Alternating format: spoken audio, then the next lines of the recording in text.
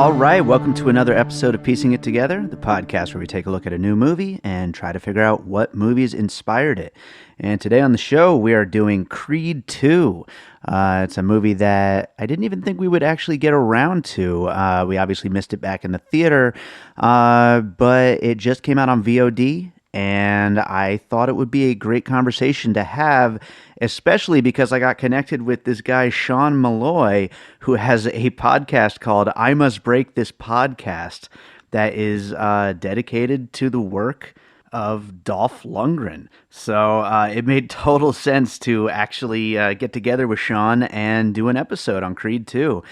And if you don't know what Creed 2 is, it is, of course, the sequel to 2015's Creed, and at the same time, it's a sequel to Rocky IV.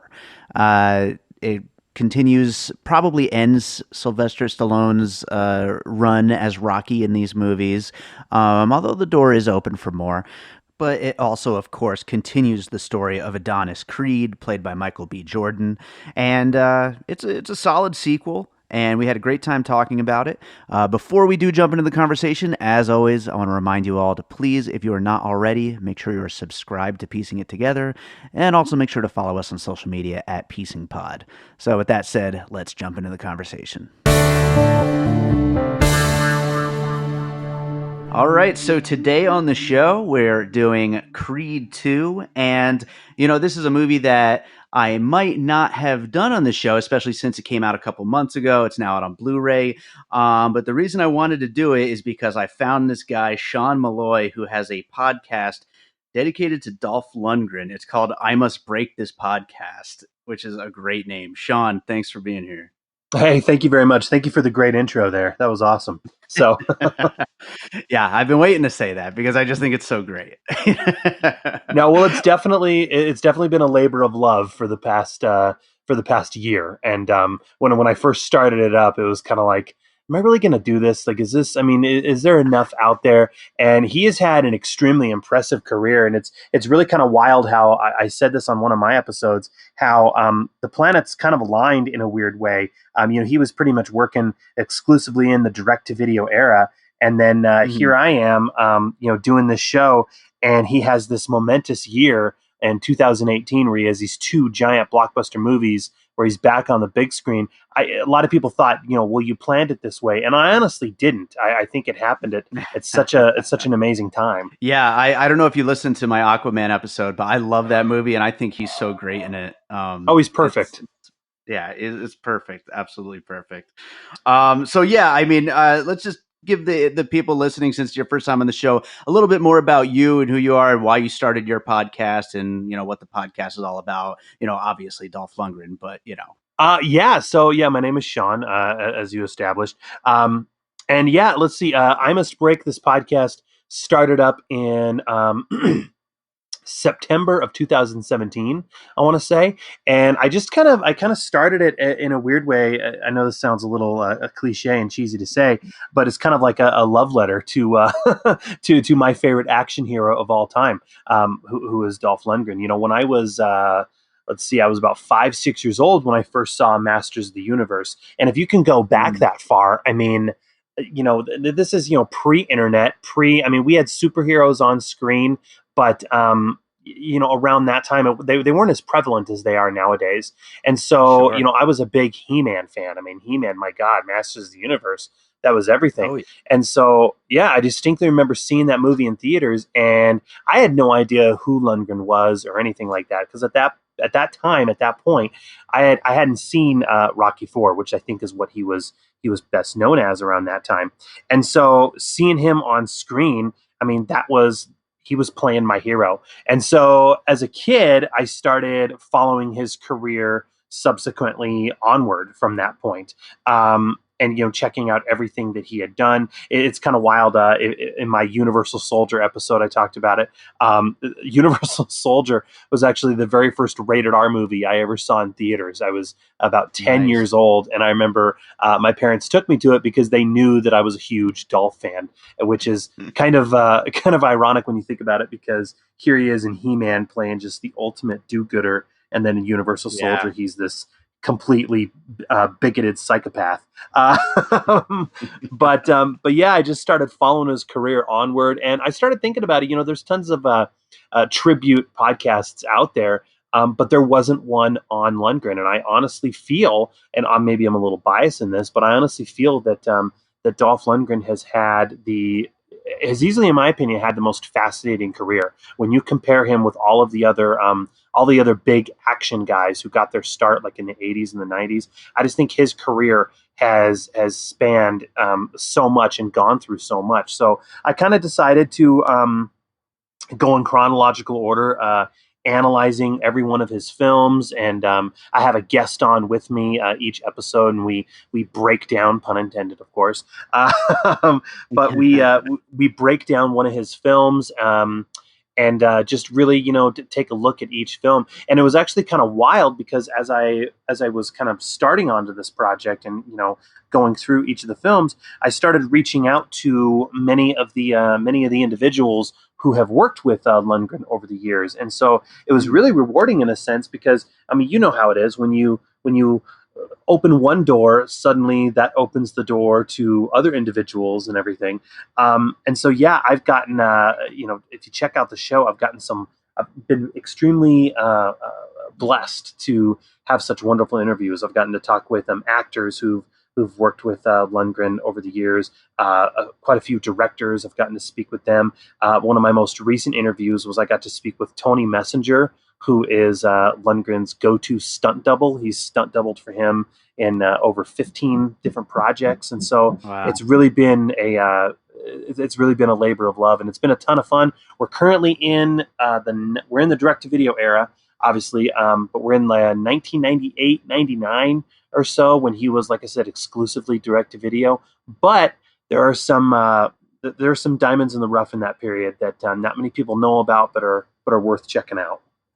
That's awesome. Yeah, I mean, everybody's got, jokes about him and all, but I mean, there's no denying the career this guy has had. He's been in so much and so many classic roles. And I mean, you kind of can't walk through a Walgreens without seeing one of his DVDs somewhere. Oh They're yeah. just everywhere. They're absolutely everywhere. So that's great. And I'd say let's jump in. And I just wanted to mention ahead of time that I don't have a lot of puzzle pieces. We talked about this beforehand. I don't think either of us really have a ton of puzzle pieces on this one, but it will be a fun conversation anyway, and we'll still go through our puzzle pieces as usual. So with that said, why don't we go ahead with your first puzzle piece? Yeah, so mine's a bit of a cop out, and I think it's kind of a cheat, but but I'm going to do it anyway. My first puzzle piece is Rocky 3. I Okay. think and like I said, I know that's a bit of a cheat, but it's really kind of interesting to me when you think about it. Anytime you have a sequel or a spinoff for that matter. I mean, this film Creed 2, it's a spinoff, but it's also a sequel, largely one to Rocky 4, if you really think about it. Mm. But but what's so interesting to me about it is pretty much, I mean, it's kind of Mad Libs in a weird way. It's almost like Sylvester Stallone and all the other writers who are working on this project pretty much had Rocky 3 as being the blueprint for this film, and they were just pretty much plucking out various characters and settings and just putting in the characters of Creed 2 into that blueprint. Because I mean, if you look at Rocky 3 and compare it to Creed 2, it is essentially in so many ways the same story. In Rocky 3, you had Rocky losing the quote unquote eye of the tiger and having to get trained by Apollo Creed into Mm. some a different form of boxing that he was not familiar with in order to get the eye of the tiger back, in order to beat the opponent who caused him to lose the belt. And here we have in Creed 2, it was kind of wild to me, and I loved Creed 2, don't get me wrong, but it was wild to me how it pretty much follows that exact story arc and character arc for the full 2 hours. So Yeah, no, it's absolutely true. And I haven't seen those first few Rockies in quite a while. I rewatched them right before Rocky Balboa came out. That was the last time I've seen any of those early ones. So it's not quite that fresh to me. But yeah, absolutely. I remember that basic that basic story arc is there. It's there with Rocky and now with Creed, and I wonder I wonder if that's completely intentional, like trying to parallel, their stories, or if it's more of just like, oh, we got to do a sequel. That worked before. Let's do it again. I'm not quite sure which one it is, but I would say that it's absolutely effective though, because it's definitely you got to see where he's going to go after the first Creed, and I mean it's a pretty tried and true path for a character to take. Yeah, no, and in answer to your question, I think it's certainly it seems like it's a combination of both of Hmm. those. I honestly think yeah. I mean, let's face it, the Rocky formula is a formula that has worked for well over 40 years. So I don't think Hmm. they are going to. I don't think they're going to completely uproot that and flip that and change that. They may take a few chances, obviously, like any franchise will. But yeah, I honestly think when they were writing this, they saw that that was a formula that worked in that worked in Rocky 3, and they decided, let's try it in the Creed universe. And like you said, I think it certainly fits, and it is a natural progression from where the from where Creed from 2015's Creed left off. Because if you remember, that one left off. Granted, he did not win that fight at the end, but we could see that he was having this rise Yeah. to the top. So it only makes sense that the sequel is going to continue with that, where of course he is going to be at the top. His belt, his integrity, his just overall talent is going to be questioned and challenged once again, and he's going to have to prove himself. Like I said, it worked in Rocky 3, so it only makes sense that it works in this one. But it was just really kind of interesting. I mean, if you think about it, in Rocky 3, once Rocky loses the Eye of the Tiger, he's picked up by Apollo Creed, and he's brought into Apollo Creed's world, where where Apollo teaches him the style of boxing that maybe he is not familiar with. And then Hmm. here in Creed 2, we have once Adonis loses the eye, and he decides to challenge Victor Drago once again, or take that fight. Where does Rocky take him? Well, he takes him to the desert for him to kind of get his mojo back. So Yeah. I just thought that was interesting, and I kind of had when the film was when it had been shot and everything, but when I saw the trailers and everything, it was kind of weird because I kind of had an idea that that's where it was going to be going. Just a lot of the scenes and everything that they were showing in the trailer, Hmm. it seemed kind of telegraphed that that's where it was going to go. But I'm not going to lie, I still had a ton of fun with it, even though I knew where it was going to go story beat wise. I Sure. still had a ton of fun with it. Absolutely. Well, we're talking Yeah. about the boxing, and I'm going to focus on the boxing with my first puzzle piece. So I got to say that I still think that the first Creed is some of the best boxing I've seen in a movie. I think Ryan Coogler, the way that he directed those fights is just absolutely fantastic and just raw and exciting. And the boxing is still good in this one. But as far as a comparison, boxing wise, I felt like Southpaw is a pretty good comparison to the way that these boxing scenes were shot. That's the movie starring Jake Gyllenhaal that just came out a few years ago, and it's definitely a little bit more visceral and gritty, which is cool. But again, I think that while it still works really well and it's still got some pretty cool stuff in the boxing scenes, nothing is as quite as showy as what Ryan Coogler was doing. And I think that for something with the boxing, the Rocky legacy, the showiness of how Coogler was doing it in the first Creed, was really appropriate. Whereas this one, it was good, but the boxing, like I said, a little more just kind of raw, but not in as much of an exciting way. So yeah, Southpaw is my first puzzle piece. Yeah, that I certainly can see that as well. The one thing I will say regarding the boxing scenes in this film, is they certainly seem much more realistic than I mean, if you take this film, if you take Creed 2 and compare it with, let's see, Rocky 3 and Rocky 4, and you compare it in terms of their boxing sequences, Hmm. I would say that the sequences in this one are certainly much more realistic Sure. and grounded. You know, as much fun as I have with Rocky 4, I love Rocky 4.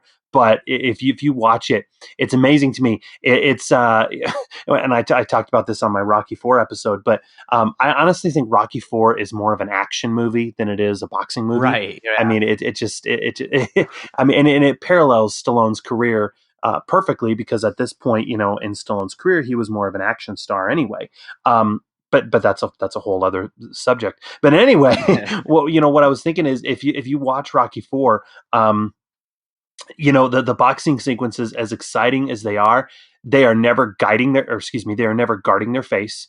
They never have their have their fists up, and Rocky is just taking just such wide swings, such wide throws and everything, to where it's like it's almost like, did they even watch any boxing matches at all to get to get into the headspace of where they're at? Whereas opposed to, I think, Creed 2, that that they are taking the stances of real fighters. I Right. mean, and I'm not a boxing expert, but I mean, they are, you can tell that they actually did train with actual fighters, because, like I said, the stances and just the overall hits that they are taking and the punches that they're throwing, it all looks real. I don't want to say, and I probably should back up. I'm not discrediting Mr. Stallone or Mr. Lundgren for their performances in Rocky Four, because they were both just such in phenomenal shape. But if you're going to look at these stories as boxing movies, I would say that Creed 2 it feels much more like a realistic boxing drama than Rocky 4 has any right to be. So, Exactly, exactly. And I think that's probably why I watch more boxing movies than I do watch boxing. Is because it's more showy and cinematic in a lot of those other movies, whereas yeah. this is so much more realistic. But how amazing is it? I mean, and this is one of the things that I love and I appreciate so much about Creed 2. I mean, because if you look at the Rocky, I mean, let's be perfectly honest, and obviously, I'm the guy with the Dolph Lundgren podcast, so I'm a little biased as well, But if you look at the Rocky franchise and the Rocky series, Rocky 1 and 2 were pretty grounded and pretty realistic, but by the time you get to Rocky 4, I mean, Rocky Four is just a full-on cartoon comic book movie. I mean, even Rocky Balboa, the character of Balboa, doesn't even seem like the same character. I mean, the film is just more of a goofy fantasy Yeah. and everything. And so, one of the things that I love about Creed Two is that where a lot of franchises, I mean, let's face it, we see this a lot with a lot of franchises. If there's a film within the canon, within the series, that is not regarded too highly, they will just kind of excise that from the canon Mm, and ignore it and pretend that it didn't happen. right. You know what I mean? And the one thing that I have to appreciate about this new one is the fact that they're making it. It's kind of the thread, if you will. It's the one that kind of links Rocky Four to the entire series, if that makes sense. Sure. And they're kind of grounding it in this new reality for this new generation, where suddenly you can look at it and it doesn't, in a weird way, it doesn't seem as ridiculous as it once did, Yeah. if that makes sense. No, absolutely. Absolutely, that makes sense. And to your point, Yeah. they just, like, removed, like, 5 or 6 Halloween movies, to get to the new ones. So, yeah, they Yeah. absolutely will get rid of them. Yeah, they'll just strike them from the record. Um, Yeah. Yeah. So, right on. So what is your next puzzle piece? this one is you and I were talking about this. This was a tough movie to come up with puzzle pieces on. But the next one, I have to say, this is a bit of a lame one, and it's been a long time since I've seen this film. But the Disney animated movie, The Sword and the Stone. Mm, And I realize that is kind of a cheesy one to do, but just the whole idea of well, in Sword in the Stone, it was Arthur, I believe, when he was a young boy, sure. but just the whole theme of a young adult trying to, and I guess Adonis Creed is not a young adult; he is a man. But just the idea of someone feeling that they have a legacy that they need to live up to, Sure. and trying to attain that, where everyone is doubting them and everything. I mean, that's a theme that we've seen carried out through dozens of stories and films, over the past century. But for some reason, when I was watching Creed 2, I just kind of felt that it was tapping into what Disney had done in the 70s with that particular film. No, that's a good one. I actually had a note written down, living up to the legacy, but I hadn't really connected it with any movie. So Sword in the Stone is certainly a good enough one to connect with that particular note. And yeah, absolutely, that is a big part of this. Not only his family name, but also to Rocky. As well, to living up to Rocky. So I mean, that living up to the challenge, that is like a major driving force for this guy. And uh it's a classic story. It's absolutely a classic And story. in Sword in the Stone, you have young Arthur, who really doesn't. He's a little unsure of himself. He doesn't really know his place in the world and where he belongs, and what he should do. Um, and I, for some reason, I just felt. I mean, if you think about it, that's the Adonis character. I mean, he is the illegitimate child of a deceased prize fighter, and he never really got to know his dad. So here you have the same thing. He doesn't know his place. He feels he needs to live up to this individual who he's never met, who he's only seen in photographs and Hmm. videos. I thought the parallels there were pretty striking. Absolutely. Yeah, no, I think it's a great one. So right on, my next puzzle piece is the Star Wars series. And the reason why is because in this world of Rocky, it seems like if it continues to go on, which most likely it will, it seems like everybody is going to be, there's going to be fathers and sons, there's going to be legacies to live up to, there's going to be, constantly fleshing out these connections between people in this large world of characters that are all connected. And Star Wars, every time, there's always another character who is probably so and so's son or so and so's daughter or so and so's, uncle, and it's always very family based in the drama and in the character development. And there's certainly other examples of this. I mean, even in the Bible and stuff like that. But it's all over. But Star Wars certainly is one where I've always found it to be, kind of interesting, kind of funny a little bit that they are constantly going there. Where it's always got to be a family member somewhere along the line that continues the story for that other character. That's interesting, and I'm glad you brought up the whole the fact that they're most likely going to do another sequel to this. I will say right now, I honestly felt if you take a look at out of all of the Rocky films, this had the best ending. I felt it had the best ending for Adonis. It had a great ending for the Dragos, and it had a spectacular ending for Rocky Balboa and his son. So, I mean, I got to be honest. I'm completely 100% okay if they decide to make this the end for the entire franchise. I really don't. I really don't know where they can go at this point. We were talking about this on my episode when we talked about Creed 2 back in December. It's I mean, the only direction I can personally see this series going that I would actually be happy with is if they made it a spin-off of the Mm, Dragos. If they went back to the Ukraine or to Russia and they make Victor Drago the protagonist and just showing how what he is doing with his life and the decisions that he is making. But I think at this point, I don't know if we certainly don't need to see any more of Rocky. I mean, I think he put a nice button and a nice cap on the entire series. I think he even in Sylvester Stallone's various social media feeds and everything, I think he pretty much proclaimed that this is the end. But then again, sure. stranger things have happened, so you never know. But when it comes to Adonis, I think I'm okay with this being the closure, with this being the end for Yeah. his character. But if they were gonna continue, I personally, again, I'm the Dolph guy, obviously, but I think Drago, out of all the characters, I think he has a Yeah. story to tell, and I would love to see that continuing if they're going to go that way. I don't know though. I mean, Well, what are I your think, thoughts? unfortunately, I think Victor Drago is way too mean looking to be the hero of a new movie. I can't just picture that, but I do think that's definitely where the interesting story would be if they were to continue it. I don't. I don't know that I really want to see more about Adonis. Tessa Thompson's a great actress. I don't want the story to turn into a music story or something like that and start following her character.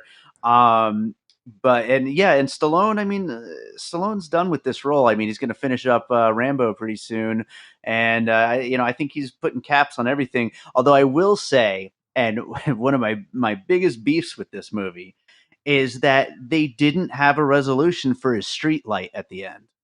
Did you notice that? I, I know, I that noticed. should have been the Yeah, very last moment of the I movie. I can't. don't know why they didn't do that.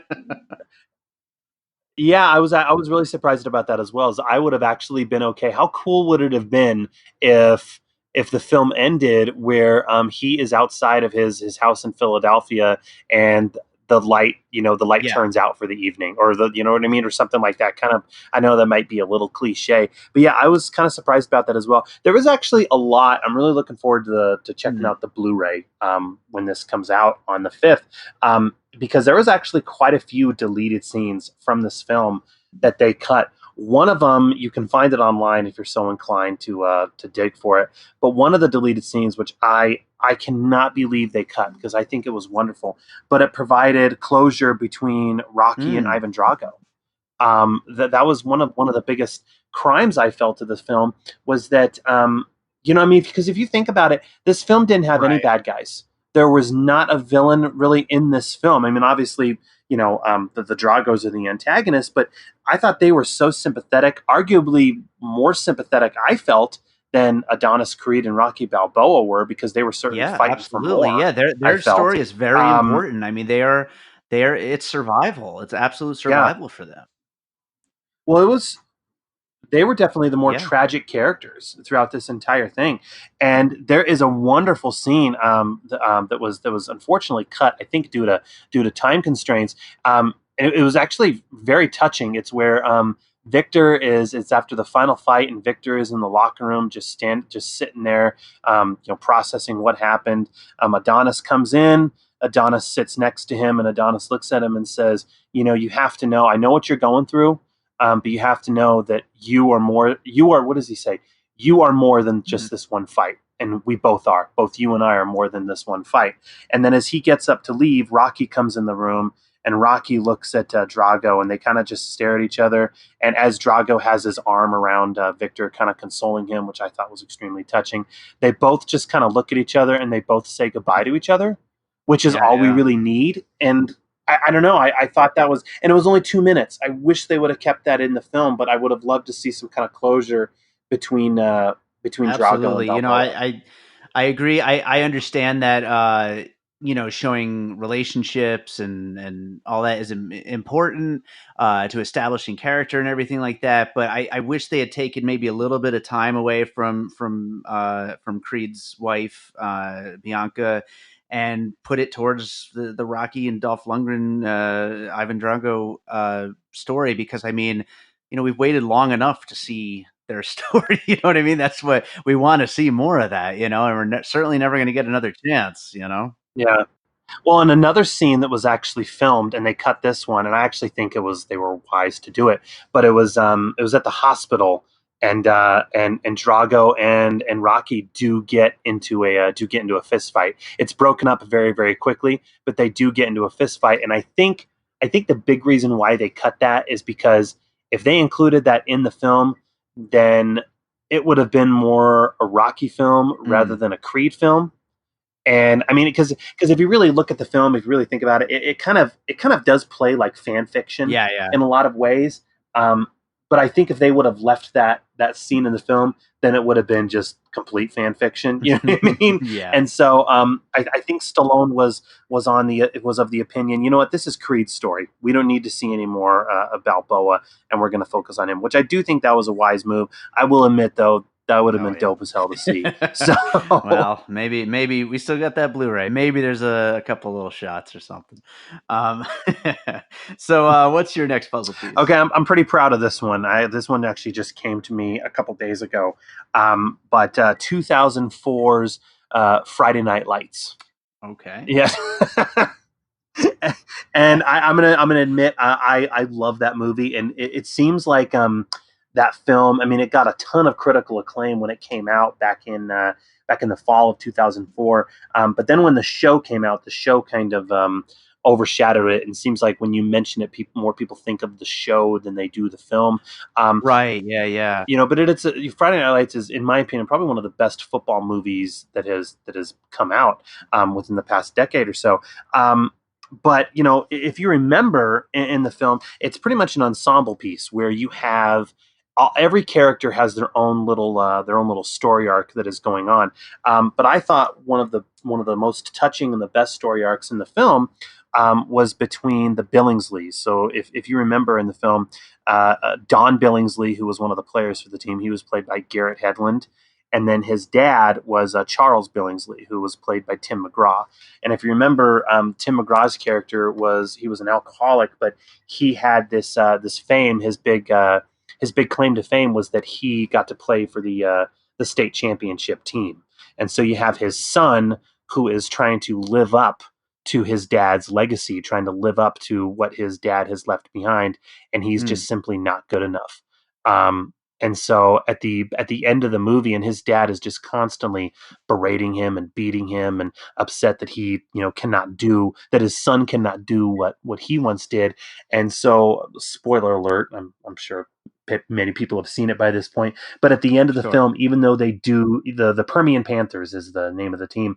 Um, but at the end of the film, even though they do lose, his dad comes onto the field and consoles him and gives him his ring. Hmm. And it was a very, very touching scene, but it was pretty much his way of letting his son know that, you know what, yeah, you're not me, you're actually better than Right. me, Right. and I love you regardless. And I think that is, granted, while that was only one small moment of that film, just the overall theme of fathers and sons and legacies and everything, that is what is driving Creed 2, and that is at the forefront of Creed 2. So I saw those parallels there between those characters in Friday Night Lights, and I think it applies most definitely to Ivan Drago and his son Victor Drago, but it also applies to Adonis Creed and his dad Yeah, Apollo. absolutely. I think it's funny, and I should say I haven't seen Friday Night Lights since I think opening weekend at the theater, so that's why it's been a while, and I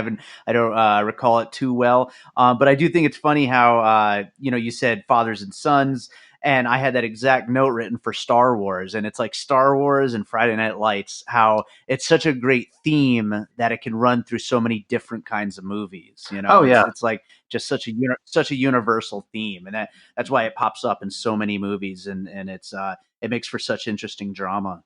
Oh, and you always see this. I mean, I'm a school teacher, and I see this quite a bit as well. All the time. You have, and a lot of times it's inadvertent. I don't think fathers mean to do this. I mean, but let's face it, we're all human, and so we always want our kids to have what we could not have.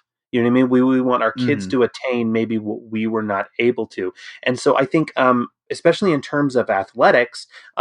Not all fathers do this, keep in mind, but I think in terms of athletics, many dads will push their kids, especially their sons, into doing something because they want them to attain maybe what they could not, but previously. And I'm not a psychiatrist or anything like that, but that's just kind of what I've seen. I mean, how many times do you see, how many times do you hear on the news about some parents getting into it at a little league match? You know what I mean? And you think, well, Mhm. why in the heck would grown adult men be fighting at their kids' game? And I think it boils down to so much more than just just the rules. It's the fact that these are their children that are out there, kind of living. They're living through their kids, and putting all their hopes and their dreams into their kids, if that makes Oh, sense. absolutely. For me, my dad just wants me to do what he does, so, but that's another story Yeah. for another time.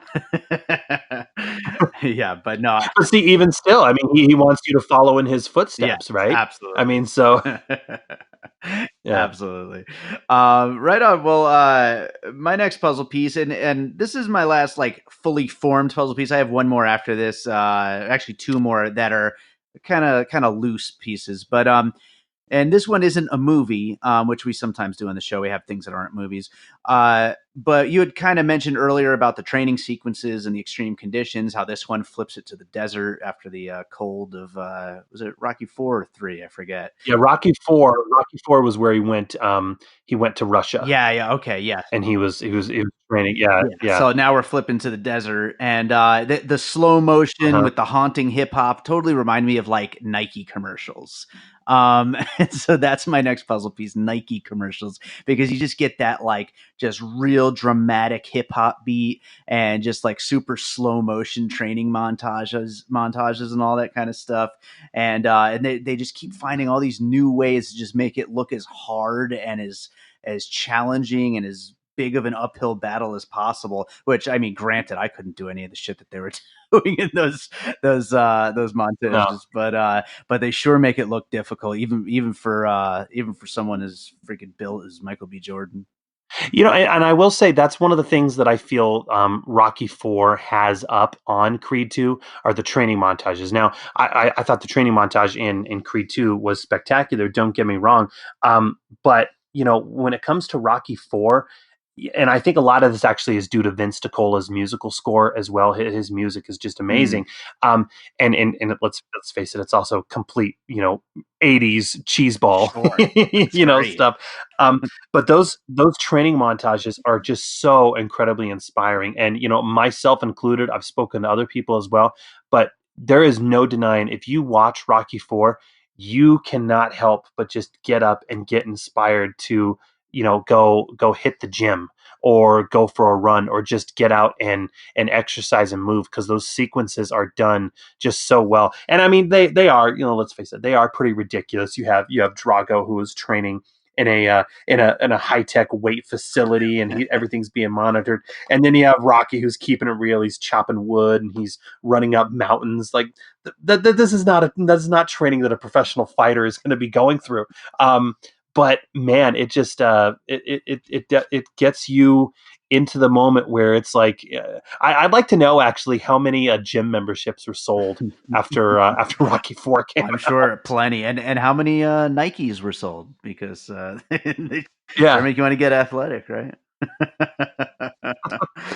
So, what would your next puzzle piece be? Well, it's not so much a puzzle piece, but I will say, you made the comment earlier about how you question of whether or not Victor Drago could continue the series or not, and because he is so mean looking. But are you familiar with the Undisputed series? I've heard of it. I've heard of it. I've never seen those. Okay, so the Undisputed series did something that, to my knowledge, is actually the first time this has been done. But back in 2002, I want to say, yeah, 2002, the first Undisputed movie came out with Wesley Snipes and Ving Mm. Rhames, and Wesley Snipes is the protagonist, the good guy, and Ving Rhames was the bad guy. And they're both fighters fighting in prison. When the second one came out, what it did is it took the Ving Rhames character, who was the bad guy in the first one, but it took him and it followed him on his path, and it redeemed his character. And so in Undisputed 2, actually, the Ving Rhames character wasn't played by Ving Rhames anymore. It was Michael Jai White. But what it did is it made him the good guy, and then he was taking on the new big bad prison fighter, who was played by a phenomenal martial artist, Scott Adkins, and he played the character Yuri Boyka. And it was a great sequel. And then what they did, I just think this is fascinating, is what they did when Undisputed 3 came out. They took Yuri Boyka's character and they made him the good guy in the third one, and they had him taking on the new big bad prison guy. And so the series has been fascinating because it's been able to redeem the villain from the previous film and make them the protagonist and the good guy. And I guess Yuri Boyka is not a full on good guy. He's more of a kind of a surly anti-hero, if you will. But I thought that was phenomenal. So I think it could be done if they choose to go that That's route. interesting, and that's great. What a great idea, and what a great way to do things. That's just not the same old just sequel, sequel, sequel. That's really Yeah, awesome. I love I that. mean, because if you look at the Undisputed movies, they've done four of them now, and they're all pretty much the same thing: organized fighting in prisons. But for a series as basic as that, they have been able to spin it and do awesome things with it. So please, if you have not seen the Undisputed movies, check them Yeah, out. that sounds awesome. Sounds great. Um, right on. Well, so like I said, my last two puzzle pieces are a little unformed. I couldn't quite connect movies with them. I have rough ideas maybe, but the first one is a movie. It's kind of a trope, but it movies where having a kid raises the stakes. Um, and so one that I thought of maybe was 8 Mile, but not really because he already had the kid. But it's kind of a cliche and it's been done many times before. But I mean, as soon as Creed has the kid and has to go through all the hearing tests and all that kind of stuff, it's an obvious device to raise the drama and raise the stakes for that. Oh, he really has to get his shit together. He's got to not only win but not get hurt so he can be there for his family. And I've seen that so many times before in movies. Again, I was having trouble coming up with it. I don't know if maybe you have any particular examples that you might be able to think of that. But yeah, movies where having a kid raises the stakes, and a lot of time it's in sports type movies and stuff like that. No, you're exactly right. Yeah, I mean, well, I mean, this is a terrible example, but if you think about if you think about it, 3 Men and a Baby. Here you have these, you have these accomplished, professional, men. Which I always thought it was kind of weird they were all living together at that age, but that's a whole other story. Um, but yeah, a kid suddenly comes into the picture, and they realize in a lot of ways, not only do they have to get their act together, but they have to really grow up because suddenly, the things are more real and things are much more Sure. different than before. So yeah, I think that's a great observation. And actually, I'm going to when I do the finished puzzle, I am going to include 3 Men and a Baby, just so that it can have been represented on the history of piecing it together, because we have never talked about it before. So might, Oh, sweet. might Okay, as well well there you get it go. on the Well list. then, all right. There's my Oh, fifth puzzle nice. piece, and I'm done. So. Nice, nice. So, and my other unformed one is movies where both of a couple have their big entertainment related careers. So in this, we've got Adonis Creed, obviously, as the boxing star, and his I forget if they're married yet in the movie, if it's fiance or wife or whatever, but is Bianca, and she is a up and coming singer. And the struggles that brings between the relationship, and the extra complications that brings, the fact that they both have these big, huge public personas. And again, not a very good example. Maybe you'd have a better one, but you came through with that last one. But I was thinking of A Star Is Born, with the where both members of the couple are both famous singers in all the different versions of A Star Is Born. But again, there's so much more to that story. It doesn't quite work as an example of this. But that was a this was a pretty big thing for this particular movie for Creed 2 is Bianca's story as well being brought into the mix and further adding tension and drama to the story. Yeah, no, no, and how cool was it? I mean, it really the whole story came full circle to where she was fully Yeah. supportive of him. But how cool was it that she is doing Yeah, his entrance music when he's coming when he's in Russia and he's entering the ring? She's doing his entrance music. I thought that yeah, was that a was a great solid touch. payoff right there. That really helped to bring that whole thing together and make it worthwhile. I thought that was pretty sweet. Yeah, Absolutely. yeah. Right on. Well, we are going to do the finished puzzle right now, and then we'll get into any of our closing thoughts. So, the finished puzzle for Creed 2 includes Rocky 3, Southpaw, The Sword and the Stone, the Star Wars series, Friday Night Lights, Nike commercials, the Undisputed series, movies where having a kid raises the stakes, and we're going to include Three Men and a Baby as an example of that. And then movies where both partners of a couple both have big public personas, which we don't really have a very good example of that. But if you listening at home have an example of it, why don't you send us a message and let us know? So, yeah, that is our finished puzzle, and we can get to any closing thoughts we have. Would you like to go first? You have anything wasn't quite a puzzle piece, but a thought that you wanted to mention about the movie? You know, I was just pleasantly surprised with it. I caught it twice in theaters. This is actually now officially on record the third time that I've spoken about it because I did when the trailer came out back in the first full length trailer for the film came out in September. I did Mm. a trailer reaction which is actually kind of funny because if you listen to it, all of my predictions are completely wrong and completely off with how the film turned out. So I don't know if I'm going to do any trailer prediction episodes again. But then, after the movie came out, I quickly did a Creed 2 breakdown.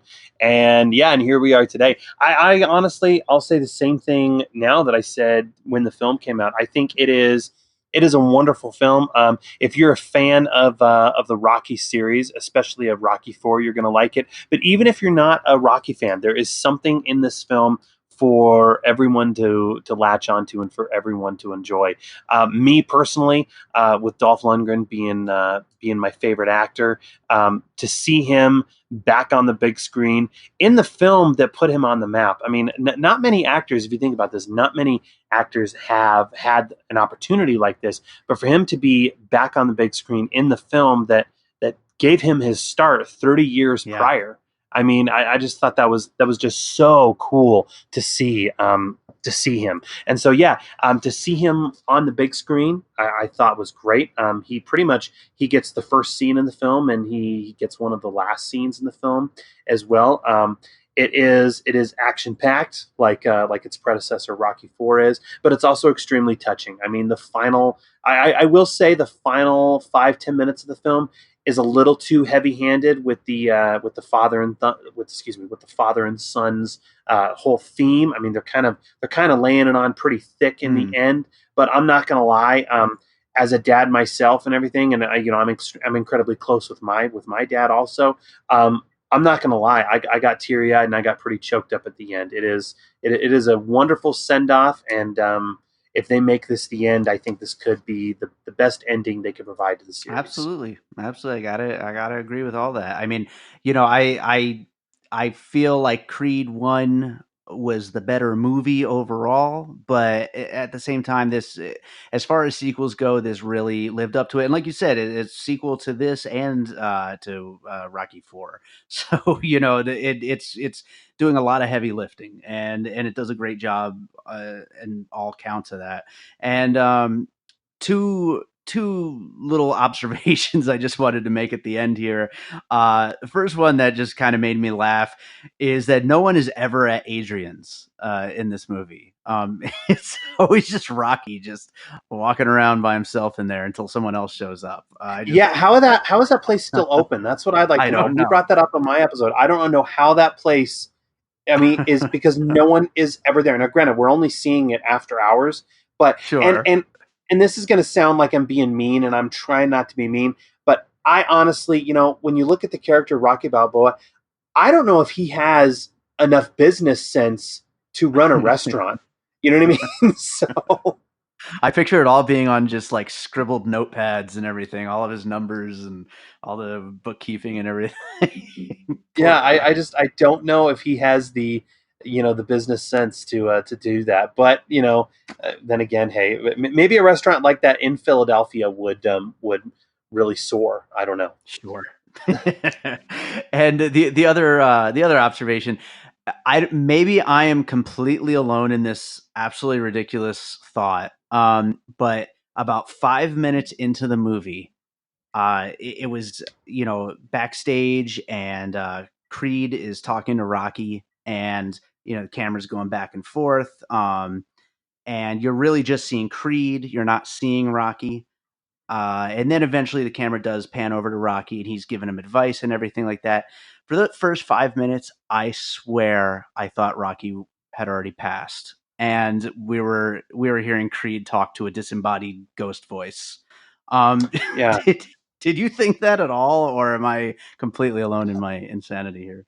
I thought that I will admit no. So I thought that initially upon when the film was first being conceptualized and put together, I thought because that was the idea that was being kicked around. And I mean, they've been toying with the idea of killing off Rocky for years. I mean, I do know that Yeah, in the original script for Rocky Five, he was going to pass, and then when Creed came out in 2015, they kind of toyed with that a little bit. But I think in the end.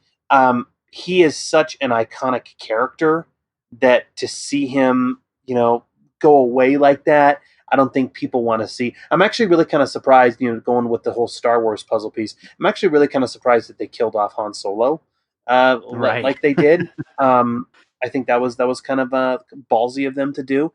But yeah, no, I can see where you're coming from with that because I had that fear as well. I almost kind of wonder if the way they played that scene, if they kind of did that to kind of let you know, like we considered this, but it's not going to happen. Right. So Exactly. Yeah, it's a little winking possibly. Well, right on. Sean, this was great.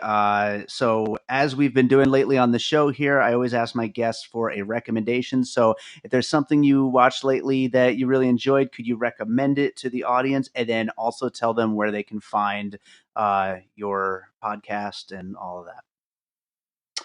yeah, I saw two films recently that are both recommend that I recommend, and I think they're both worth checking out for different reasons. The first one is the one that's currently in theaters called "Fighting with My Family." Mm, The based on the true story of the professional wrestling family. It chronicles her ring name is Paige, but when she went into the WWE as like the next wrestler, it is really a touching, funny, heartfelt film that is great to see. As a kid who grew up watching the WWE in the '80s, it was really kind of cool to see a film um, treat the art form with as much respect as this film did. So I highly recommend that. I'm also a fan. I don't have a Jean Claude Van Damme podcast, but I'm also a fan of Jean Claude Van Damme. He has a film that's been out for about a month now. It's actually a French film, but it is called The Bouncer. Um, and it's not very heavy on action, but it is quite good. Jean Claude gives a fantastic performance in that one. That one is on demand right now. You can check it out, but that one is great. And yeah, if anyone wants to hear more of my show or to get a complete review and analysis of any of Dolph's films from Rocky Four, Universal Soldier, all the way up to the stuff that he was doing in the direct to video era, like Stormcatcher and Bridge of Dragons, and we have Last Warrior. That one's going to be coming up. But yeah, check it out. We're on let's see, iTunes, Stitcher, and it's myself. I usually have a guest on. David, you've been gracious enough to agree to appear on an upcoming episode, so that will be yep. coming out. And if anyone wants to get in contact with me, they can go to the show's website, which is I Must Break This Podcast, all one word, .wordpress.com. Great. Sounds awesome. And I'm looking forward to doing your show, hopefully Yeah, next month. most All definitely. right. Thanks, man. Cool.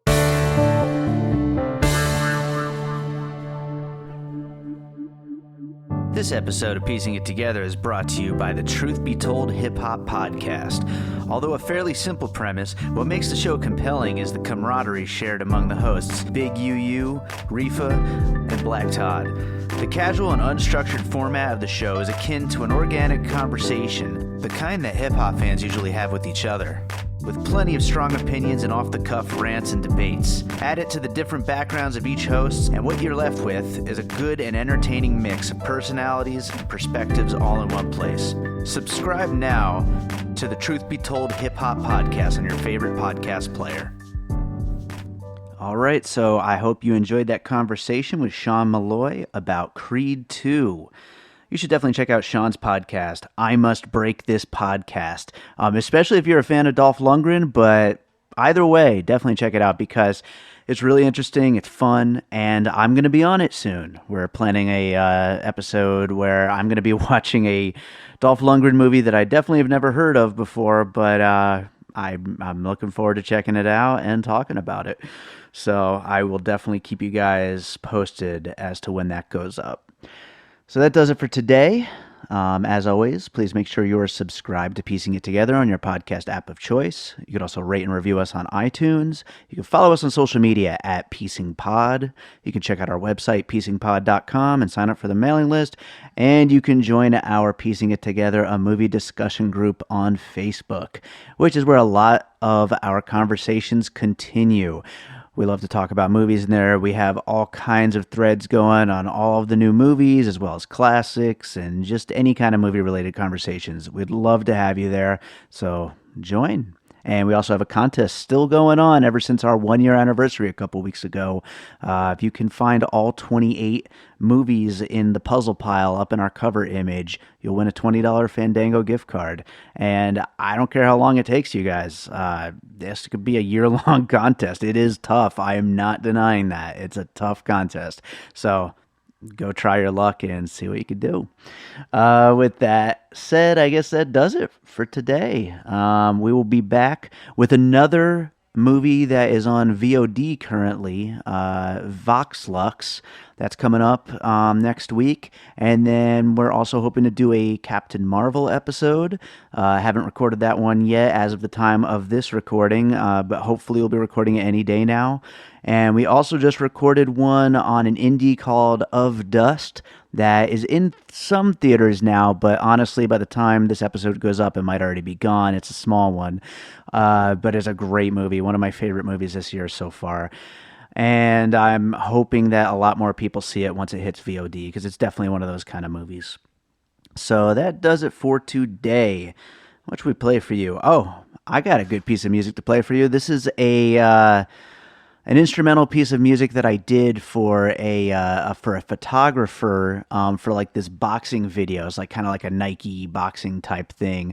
It's pretty sweet, hyped up type track, and it's not something that's available, to buy or listen to on any of the streaming services or anything like that. It's just something that I did for his video. But I think it, definitely fits with the whole Creed boxing montages. And so, hey, I think it'll be a good fit for closing out this episode. So enjoy that, and we'll be back next week with more episodes of Piecing It Together.